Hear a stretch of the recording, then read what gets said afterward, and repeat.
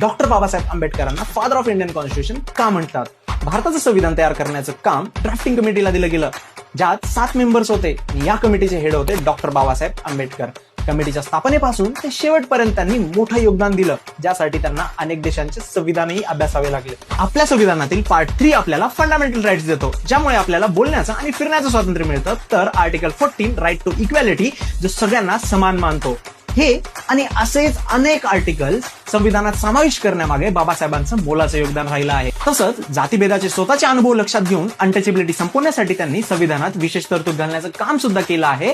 याचबरोबर महिला आणि मागासवर्गीय वर्गासाठी विशेष प्रावधान आणण्यामागेही बाबासाहेबांचा मोठा वाटा आहे. आणि या सर्व अधिकारांसोबतच महत्वाचा आर्टिकल त्यांनी संविधानात समाविष्ट केला, आर्टिकल 32, ज्या अंतर्गत जर कोणाचे फंडामेंटल राईट्स व्हायोलेट झाले तर तो व्यक्ती थेट सुप्रीम कोर्टात सरकारविरुद्ध जाऊ शकतो.